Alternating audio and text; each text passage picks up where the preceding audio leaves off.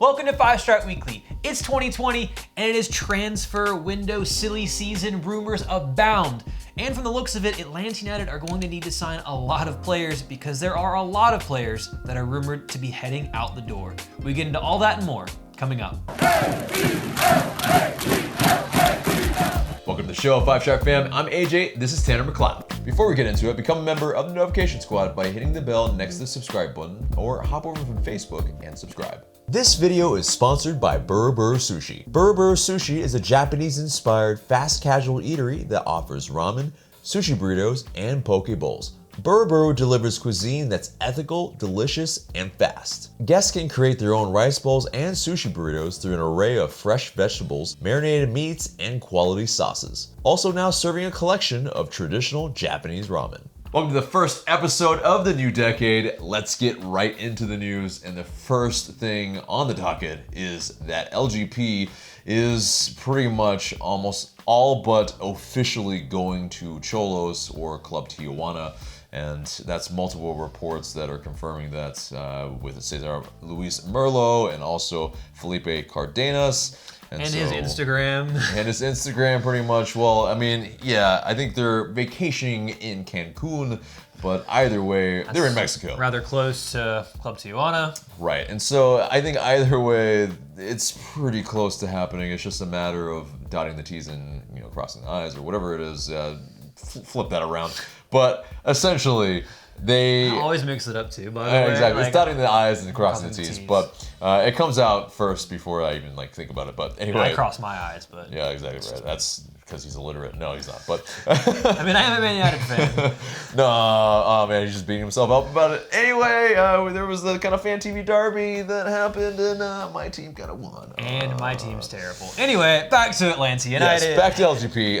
And so essentially, it is, I think, incredibly sad because it's a player that is from the very first year, in the inaugural year. He's been just a stalwart in this team. He's been, I think, a glue guy in this team as well in terms of not only the Spanish-speaking players, but kind of also bringing in guys under his wing when they do come into the team. He's really a guy that really welcomes everybody to Atlanta as well. Not only first team guys, but also, the other guys kind of in between on the fringe. Squad players. Between even, like 1 and 2, of course. But, and so it's just a little bit upsetting for a lot of people, I'm sure.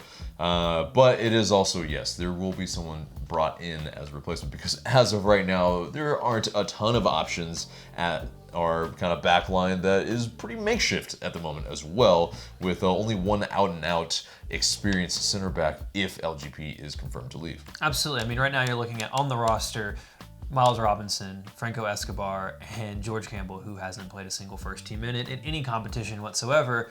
That's a bit threadbare, especially if you're signing wingbacks and looking to play with a back three. You have literally 3 center backs, and you've lost 3 in one season.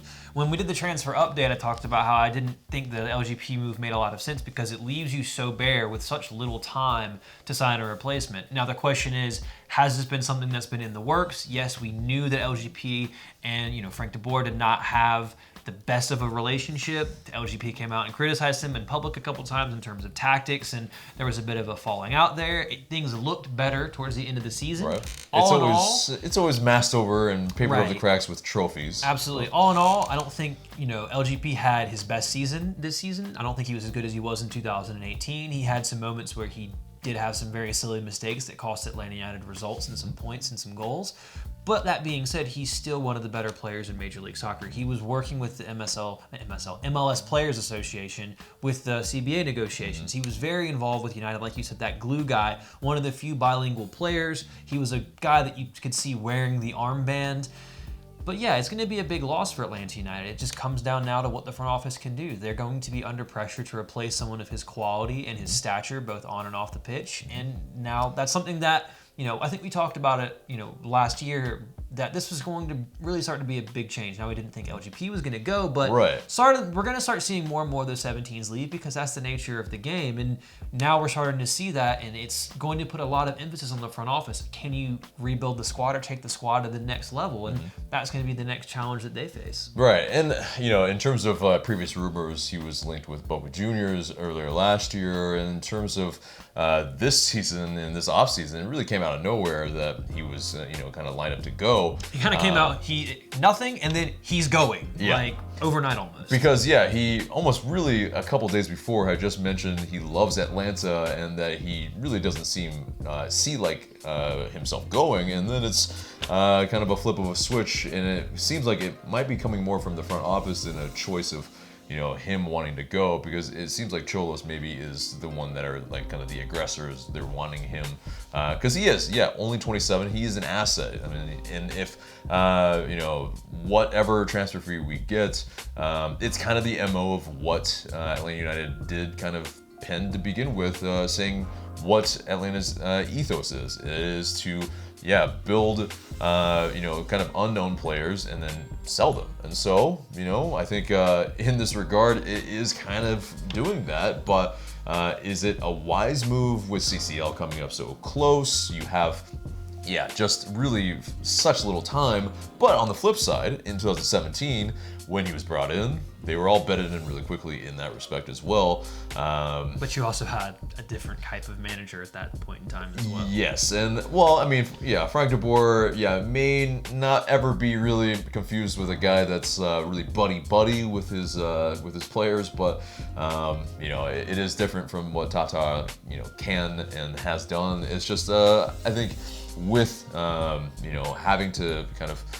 I think the core of the players still, are still intact. LGP is definitely one of those core players, but it's definitely better than last season in terms of what he had to deal with in terms of the incumbent, changing the system on them, and them kind of pushing back. And so I think this season, he's going to get more his way for sure, and absolutely, for good or bad. But and I think this is one of those moves that you're looking at trebling or quadrupling the investment you made in terms of buying him, which is smart in terms of business. But also, I kind of talked about it on Twitter.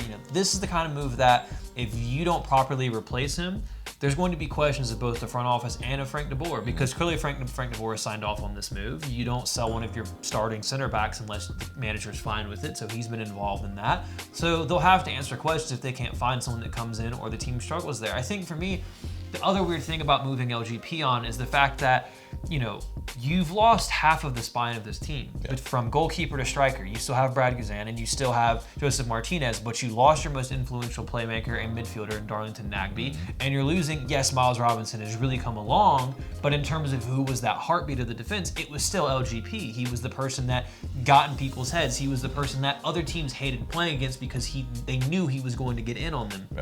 You've lost 2 out of 4 of those guys. That's a big load on Miles Robinson now, because he's going to have to be counted on to continue to play the way that he is, and he's going to have a new center back partner. Right. So that's a lot on the front office with 18 or so days left until preseason.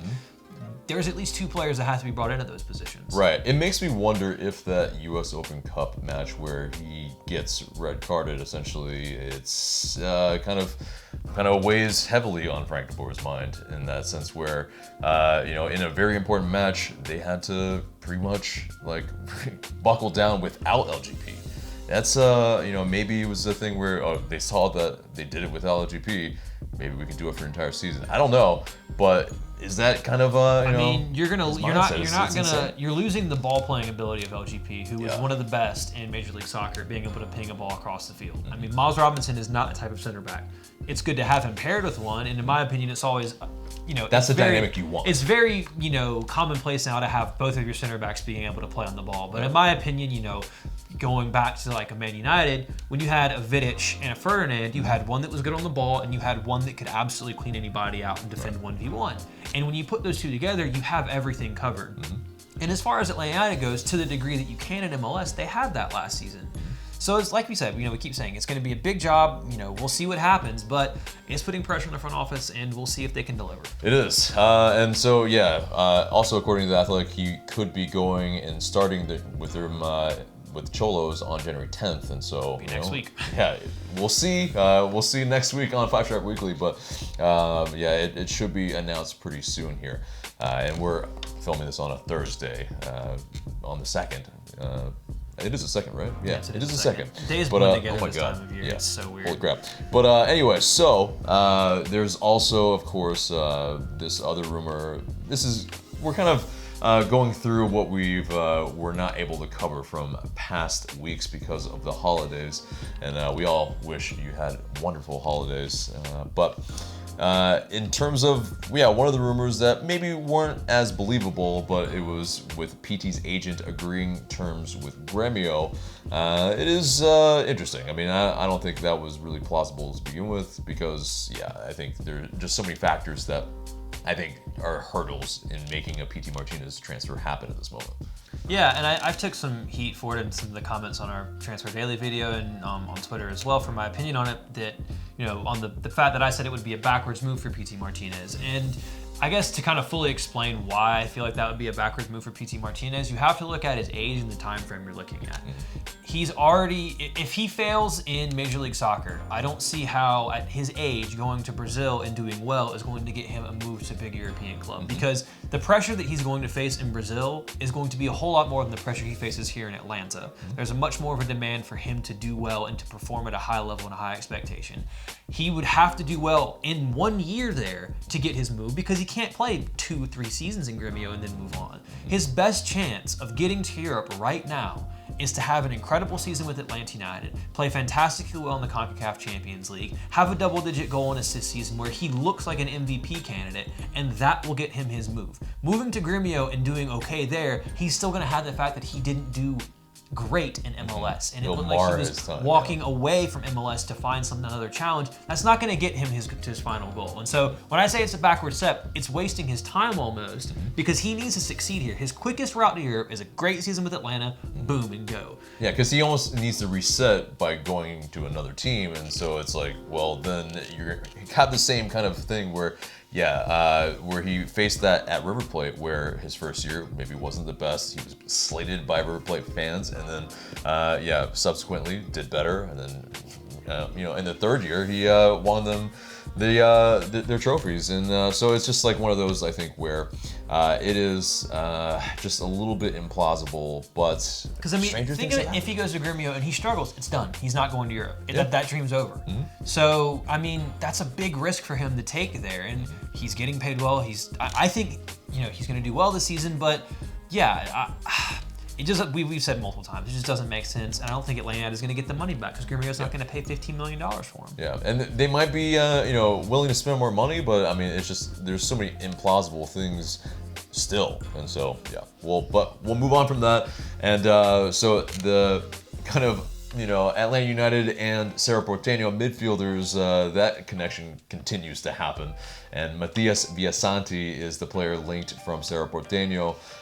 He's a midfielder who looks like a really decent box-to-box guy.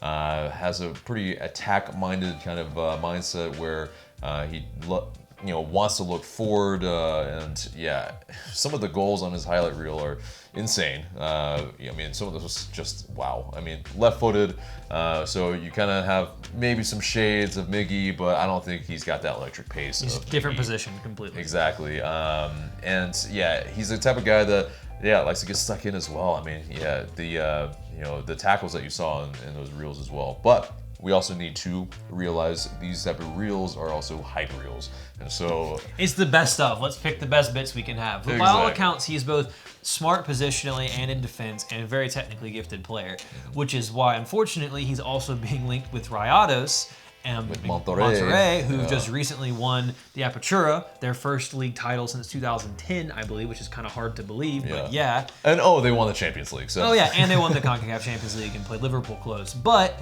they've also been linked with this player as well, and it's rumored that they can offer a lot more money than we can. So it's a very interesting situation because they can pay over $1 million for him, and with TAM, we can't. So right. And he so would have to be an allocation money player, a TAM player, and if he wants to take more money, Monterrey is probably going to be that option. So we'll see what happens. But the fee is rumored around $6 million, which for a player of his quality, from what I've seen, like we said, it is a hype reel, looks pretty dang good, and he could be a really solid addition to the Atlanta midfield. Right. So yeah, nothing concrete yet, but you know. Better happen soon though. Preseason's only a couple weeks away. Let's make some signings here, FO. This is true. This is true. But yeah, so another player from not really that we've been linked to before, the Scottish League, but maybe because of our kind of new relationship with Aberdeen FC, it is Jake Mulroney. He is a Hearts player that, I believe 23-year-old Irishman, can play on the right or left side,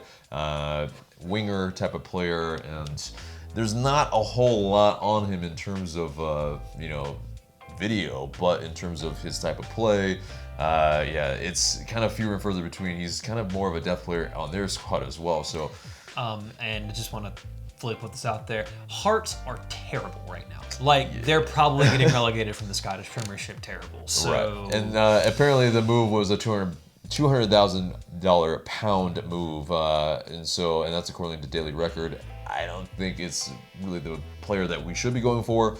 It's maybe a guy that's like, okay, that's a good link, but let's maybe try to find something a little bit more, promising.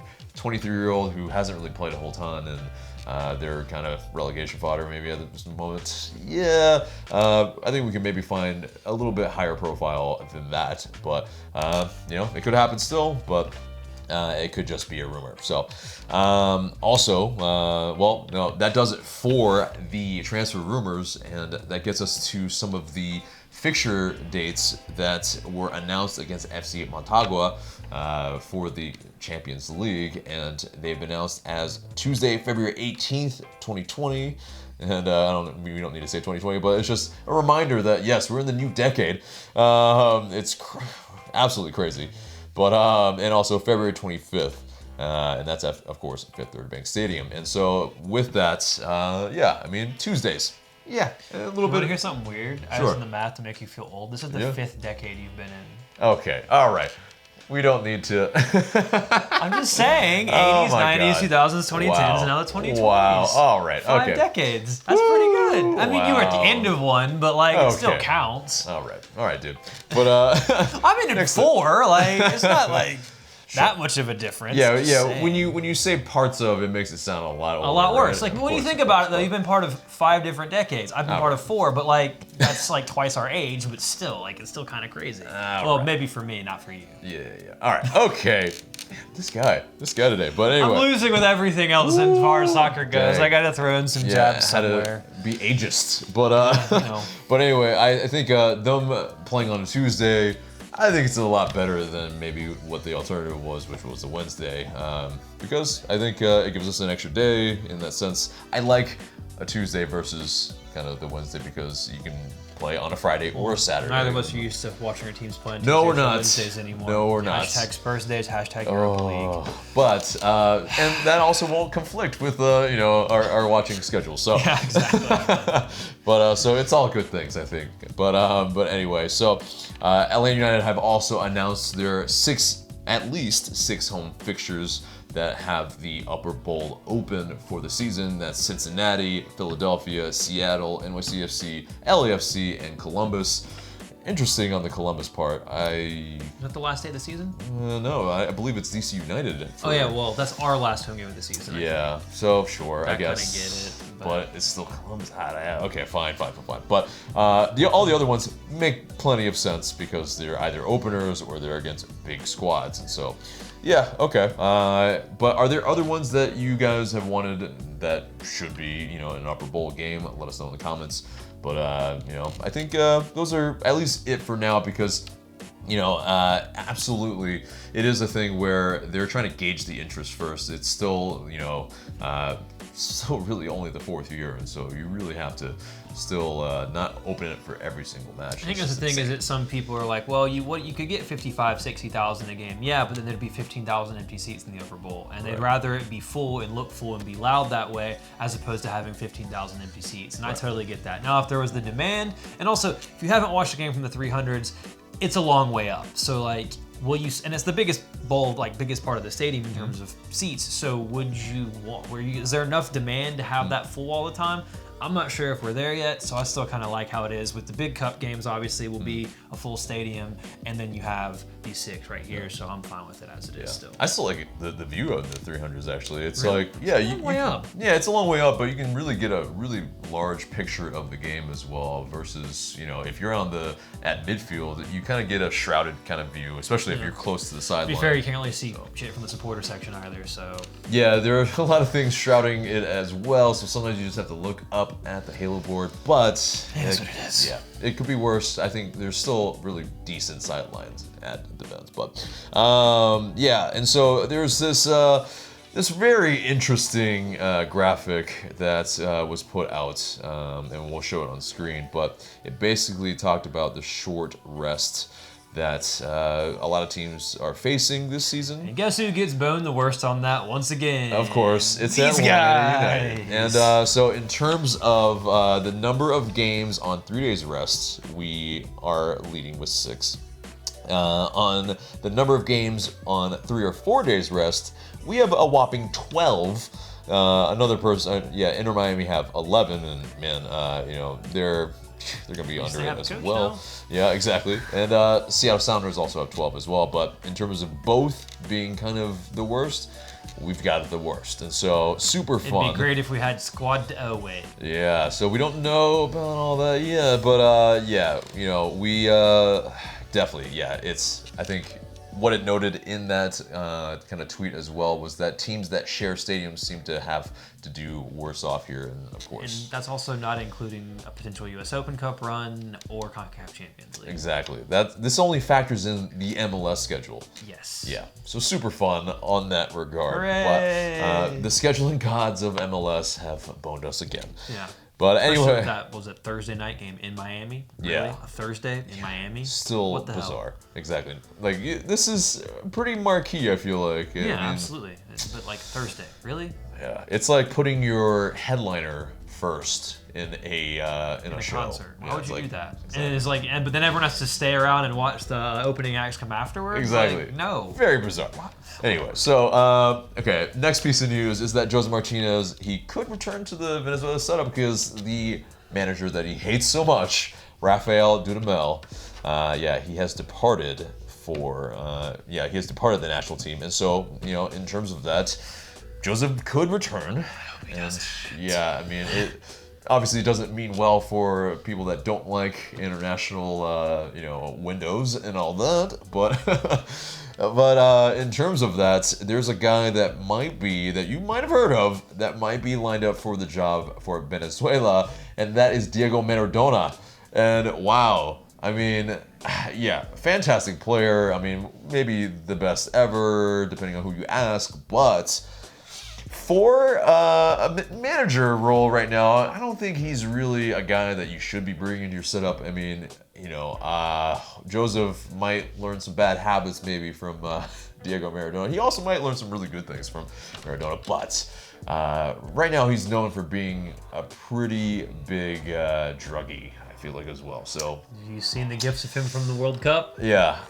The biggest thing for me is that there's another Copa America next year. I don't know why they have so many of these. Like, if they could get it set on a schedule, like that would be great. But like, whatever, I get it. Maybe they're trying to have it set up every 4 years after this year. But there's another Copa America, and that's the point, is that you lose Joseph again, and there's currently no other striker on the roster. So that's not ideal. It's to be losing your best player to an international break in the dead heat of summer. In the dead heat of summer, like it's. Because what if he picks up an injury or anything like that?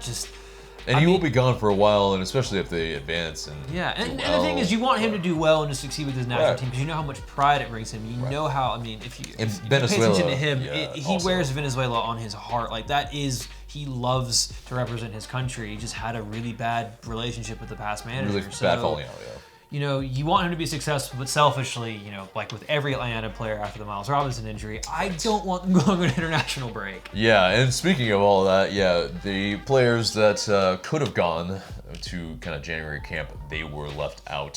They were pretty much, in terms of LA United, they were like, we don't want them to go. Because CCL is happening really soon. And our preseason is happening. Yeah, very soon. And they don't need to go and get smacked by Red Bull Salzburg and Jesse Marsh. So. Yeah. So, we're good. We're good. But, so that's, I think, we have that to look forward to. Back to Jose Martinez, unfortunately. But, so speaking of Jose Martinez and maybe a former kind of bromance that, I think it's probably still bromance. It's probably basically Miguel Almiron update. Yeah, Miguel Almiron scored his first goal in his Premier League kind of career. It was his 27th game. Only took him almost the whole year. Yeah, and it was an 83rd minute winner though, so that at least. Crystal Palace. Yeah. Shirt came off, hugged a ball boy, stadium sang his name. Happy days. I think in terms of Miggy, you're happy for the lad because he just definitely, I think, deserves more than one goal in 27 as a return. That's just it's been kind of sad to see that he hasn't been kind of producing more, but they love him there because he works his socks off. Exactly. And so I think hopefully this is a really good kind of it sparks a lot more goals and assists, hopefully. But and finally in the news, our thoughts are with the family and friends of Edward Aschoff, a ESPN reporter who was also a Five Track fan, who just very unfortunately passed away recently during the holiday and festive period.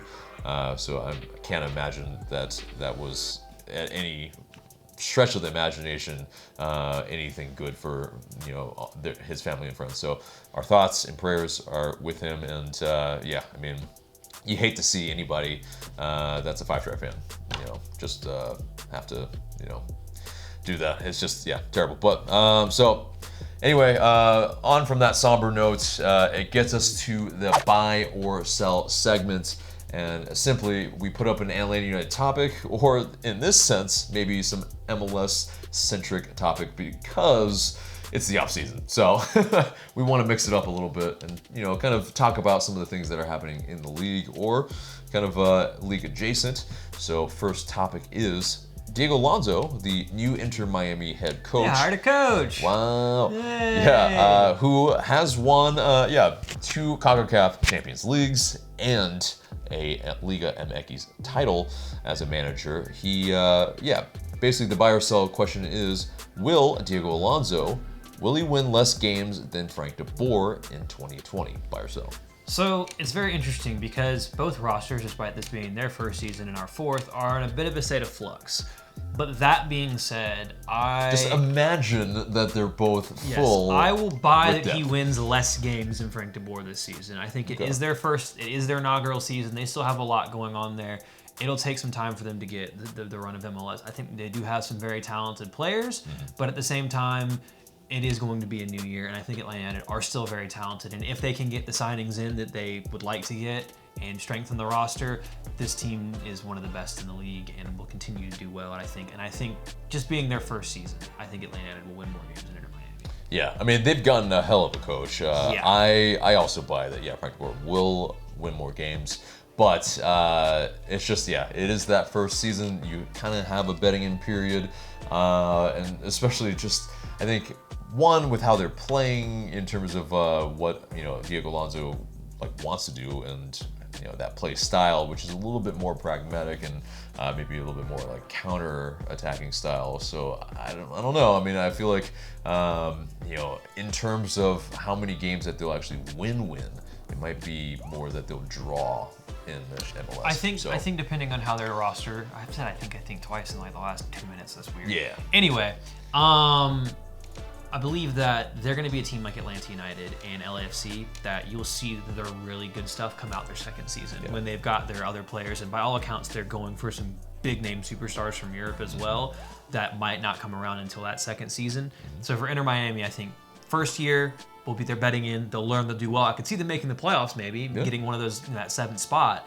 But I think we'll see the best of Inter Miami in their second year, just like you did with LAFC and Atlanta United. Yeah, but really, it's a statement of intent, I think, getting a guy that, was pretty much the Monterrey coach. I mean, that's just like, shit. That's huge. Yeah, and they let him go in this, was it September or so? Because they weren't having a great run of games. They still end up winning the league title, which is kind of crazy. Right. But he won them the Champions League. He was the manager when they beat Atlanta United on the route to the CONCACAF Champions League this past year. So he is a dang good coach. Yeah, indeed. So next buy or sell topic is that Zlatan Ibrahimovic will do better in Serie A with AC Milan than with LA Galaxy. Buy or sell. So it's a really interesting question, and it's kind of hard to buy or sell this because he won nothing in MLS. Yeah. So, but he scored a bunch of goals. So he will also win nothing with Milan because they are hopeless. Yeah. And I will sell that he will do better in Serie A because I don't think he will score as many goals for them as he did for LA Galaxy. The competition is of a higher standard, and he's on a team that is by all accounts woeful in that league. So I don't know how much he'll be able to rescue them because they are terrible. And they're probably going to be on their third manager of the year within the next couple of weeks if results don't get better. Yeah, I mean, Zlatan, I believe he scored like 29 goals in MLS last season. I don't think he's doing that in the Serie A. I think it's, definitely. A league that prides itself on defense. Right, and so, and especially, I mean, they're going to shithouse him to death, probably, I feel like that. Yeah, I mean, his chances are kind of going to be fewer and further between than he got in MLS. But and plus, he's a year older. But either way, anyway, that Zlatan, I mean, I think he won't be able to conquer that league either. So I mean, he already did before. Yeah, so it's kind of like a swan song. Yeah, I guess. But I think the kind of dig is that he didn't retire here. So this whole kind of retirement league thing. He went to MLS and then went to Serie A. We're not a retirement. It's a stepping stone for Zlatan. Exactly. But anyway, all right. So that does it for the buy or sell segment and gets us to the mailbag. You guys send in these questions through IG story. Please continue to do so, and we might answer your question in the future. First question comes from Luke Say. Do we go with a younger talent to replace LGP or get a veteran who's experienced in MLS? That's a really good question. I would tend to go with a veteran just to pair with Miles Robinson so he has someone that knows the league, because bringing in another young player, Miles Robinson, is still very young. I don't know if he's ready for that leadership role yet, take another player under his wing. So I'd like to go for another experienced player. Like if you somehow had the allocation money or the ability to go out and get, like an Aaron Long who hates his life at Red Bull right now and admittedly wants to go to Europe, but if he can't, I mean, that'd be an incredible player to have alongside. They're not going to. I know that. I'm saying as an example, to get an MLS player, a top-level MLS defender to replace Gonzalez Perez would be great. Mm-hmm. I'd rather to go with the experience there than someone who is young and developing, because you already kind of have that with bringing George Campbell into the first team this year. Yeah. I think for me, it's someone that, that is kind of that profile that LGP was brought in. Still experienced, and definitely the profile of an LGP in terms of good on the ball and maybe not as kind of yellow card prone, but it's acceptable, I feel like, because we still won a lot of games with LGP. So I mean, it's one of those things where even if it were, it's really not the end of the world. Like his fouls, more or less, they were kind of not indisciplined. It was more that he, at times, I feel like, was a shithouser. Yeah, he was a shithouser, and he did the tactical foul more so at times, like taking one for the team, and he had to do it. There are other times that, yes, like, why did you foul him? Why did you do that 3 times in a row? Like, okay, sure, but I think that was a little fewer than the kind of tactical fouls. But anyway, I think it's someone, maybe from South America, maybe from Mexico, that kind of fits that type of profile and can provide us what we need, and still is not a veteran by MLS standards, but is still kind of a veteran of the game. So next question comes from Ari Beep Beep. How many teams are we playing in the preseason before our game versus Motagua, and when? So currently, right now, there's only one preseason game to our knowledge that has been announced, and that's February 8th versus Birmingham Legion. And then that's it. But I definitely assume that there will be more games announced I think last season it was a little bit kind of a different thing because of Frank de Boer not really wanting to play in front of the public because there was still that period where he was trying to get accustomed to the team, and likewise them with him. This season I think they will play more publicly, but it's a matter of, I think, also a CBA type of thing that might be affecting some things in terms of maybe teams setting up things in concrete form. So I think there needs to at least be, though, I think 4 games that preferably 5. Yeah, that are like really like top level competition that we could face. But Birmingham Legion, maybe not that, but maybe is kind of the more the first ones that we do. But yeah, it'll be a rush. We'll need to get these out soon, so hopefully that gets announced very quickly in the coming days. Next question comes from Hector LH6. Should we be worried that we haven't made any drastic signings? To be perfectly honest with you, I am slightly concerned. I wouldn't know if I'd say like full on worried yet, but I am slightly concerned because the team knew Darlington Nagbe was leaving a long time ago, and I think it's a fair judgment to make that the team had an idea that LGP was leaving. I don't think this move would be made suddenly and quickly without due process. Yes, you have the Brooks London signing, but that's been it so far. And there are big holes in this roster that you need to fill. And I'm of the opinion that the best and most efficient clubs get their business done early in the window. I would have expected Atlanta United to have most of these deals tied up in December, have been working on them for the past few months, and then announcing them as soon as the window opens, as soon as we get to January and players can move and you can start announcing these deals. And also let it be known that you don't have to wait till the transfer window opens to announce that you've signed somebody. You can announce it and then they join later. So I'm a bit surprised that these things haven't happened yet because there are a lot of holes that need to be filled, and there's at least 6-7 signings that I think need to be made to really fill out your first team roster with quality players. So I'm a bit concerned, but we'll see what the next couple weeks bring us because from all the noises that have been made from both Frank de Boer and the front office, they want their squad set going into preseason. Frank de Boer didn't like the whole is he staying, is he going with Miggy, even though he knew he was mostly leaving, and he didn't like the idea that the Pity Martinez transfer didn't get tied up, and then he had the Darlington Nagbe thing. He wants his squad together for preseason. So I'm a bit concerned, but we'll see what happens. Things can happen very quickly as we've seen. Yeah, I mean, right now there's 23 players that are currently part of the roster, and yeah, I mean that's a good bit, but it's still there's very glaring holes like you were mentioning, and so yes, that includes guys like Carlton, Luis Fernando, exactly, George homegrown Campbell, guys, and LGP still who is leaving. Right, and so yeah, there are going to be subtracting from that as well.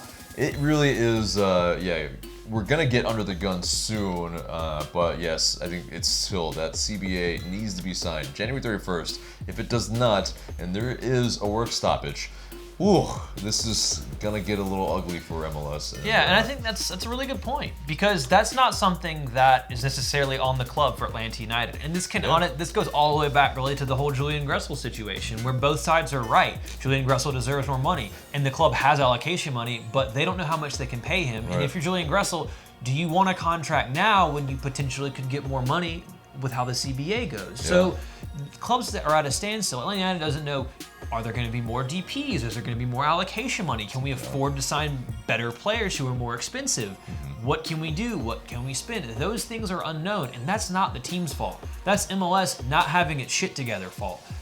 They're fine adding teams for $350 million or whatever the hell it is in terms of expansion fees, but they can't get a CBA figured out because the same owners who are spending hundreds of millions of dollars to acquire teams are too cheap to pay for charter flights or to give their players a higher base salary. So you're in a real conundrum right now, and my irritation with all of this is firmly placed on the league because I feel like they're in the position to help grow the sport, but they want to be tight-assed about it. And if that's how they're going to be, you're going to hurt your product. Right. It maybe is that kind of Hannibal Buress kind of gif, or at least a clip from that that episode where he's pretty much saying, "Why are you booing me?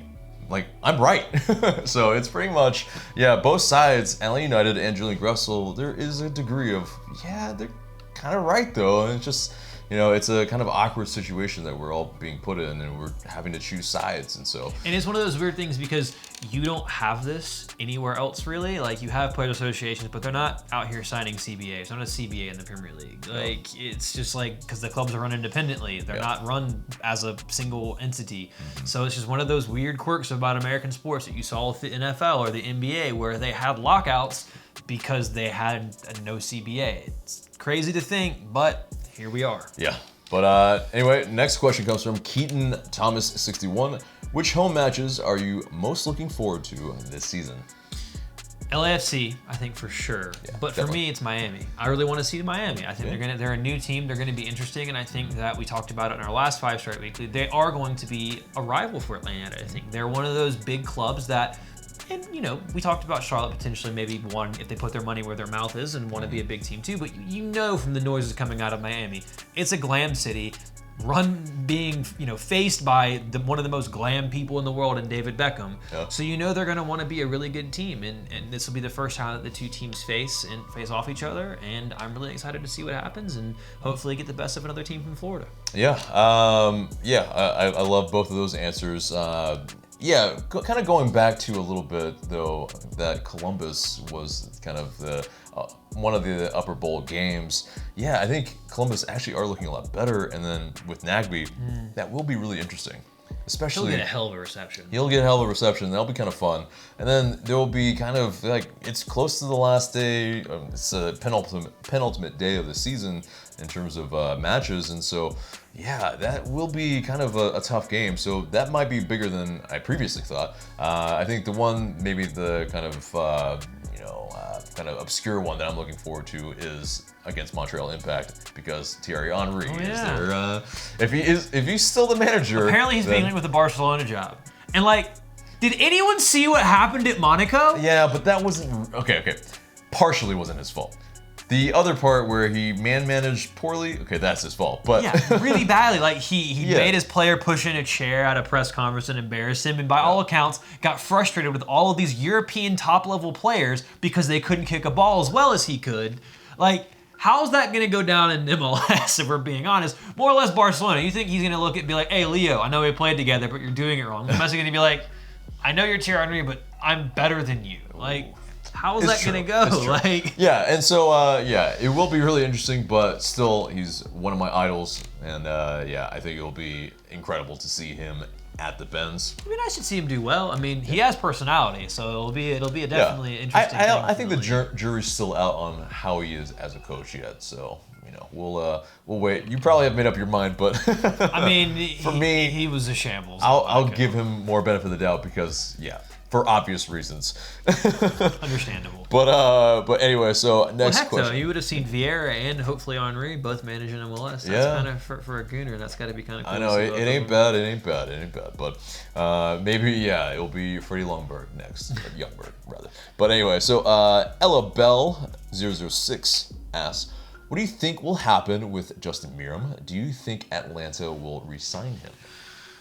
It's interesting. I had heard a little bit about maybe him going to China and getting a payday there, but China just changed their rules, and they've really put a cap on the spending for foreign players now. So China's not going to be the payday that it has been, where you can just go there, get paid an absurd amount of money, and then come back. So, I'm not sure what will happen. We'll see. I mean, I think he definitely is a player that won't get signed into the CBA. He was making quite a bit of money last season. I don't think he'll get the same amount, but he's a player whose value is to be determined based upon what happens with that. So I think that he could come back to Atlanta, and I would welcome him back to Atlanta. I thought he did well, and he filled multiple roles and showed that he could be a wing back. But I also think Atlanta need a creative winger, and if he's allowed to play as an actual winger and not a wing back, it could be very interesting, but I think that's going to be a wait-and-see type situation. Yeah, I think he's a depth piece on our team, and if he went to China, I don't think he'd really command, Fernando Torres money or,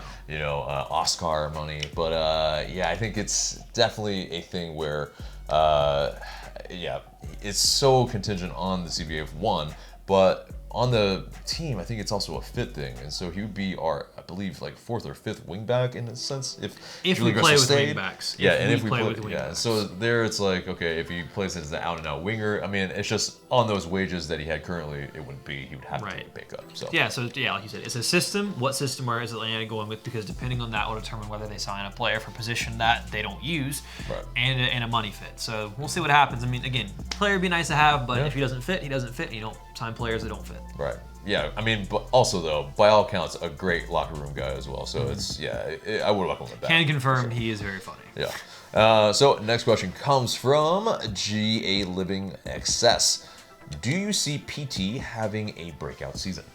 Yes, I think P is going to be a double-digit goal and assist guy this season. I think he's going to get 10 plus in both of those categories. So I just have a feeling that he struggled in the past in his first year when he moved to places, and I just think that we're going to get the best out of him this year. Yeah. And maybe that's a hope and a prayer, but I just have a good feeling about him. I think he's going to settle in because he does want to get that move, and the pressure's on him to do that, and he knows he's going to have to perform. So I think he's going to do a lot better this year. Yeah, and I think, agree with those points. Also, he looked a lot better as the season progressed last season. There were also moments where, especially in big games, I mean, he scored those goals. He was the guy that kind of spurred that team on. And so it's really, it's on Frank de Boer to get the best out of him, and also on himself to get the best out of himself. So, I think it is also with that kind of, he's more comfortable in Atlanta. He has finally a rest period, which is also, I think, very important. He was kind of very not fit during the beginning part of the season. So I think with that, all that kind of perfect chemistry, it leads to, if he is healthy, he can really perform. And I agree. I think he can as well. So next question and last question comes from Illogical11. Do you believe this could be Barkos' last season as a 5-stripe? You want to go first? I think we both have the same answer on this. I think it's. I don't know. I don't know what you're thinking, but I think it's probably his last season because this is, in terms of all that interest that he had, it really, I think, culminates this season. If he performs, it will be, I think, that.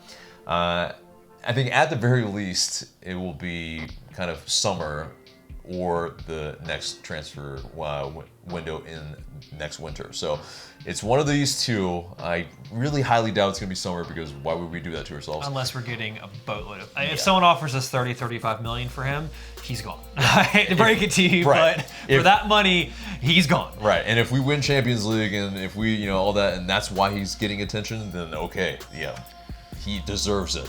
But if it's maybe not as well, but he's still very much, our key cog in our team, and we make a deep run, hopefully even win some trophies in some of the tournaments and, and all that, I think, he's definitely gone by at least next winter transfer window. Yeah, I would agree with you. Not to mention, he's also going to have the Olympics, which I think he'll be representing Argentina in, assuming they qualify.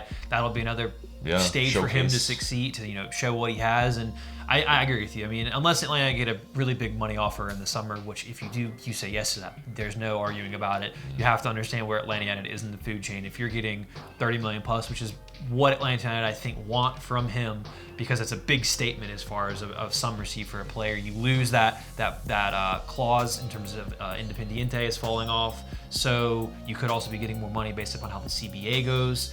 I really think that it had to be a big number in the summer, but if he performs well for Atlanta United, performs well for Argentina in the Olympics, I don't see him being on Atlanta United past January of 2021.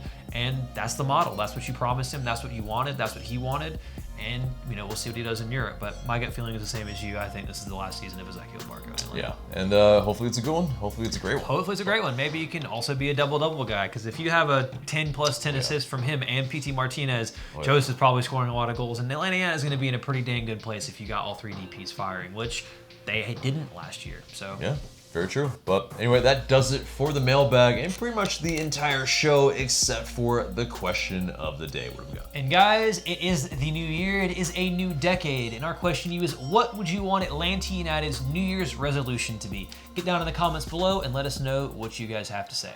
But guys, that's it for us today. Remember to subscribe if you haven't already. Smash that like button and share this video because it really does help us a lot. And for Tanner, I'm AJ. Thank you guys so much for watching. Manchester United are terrible.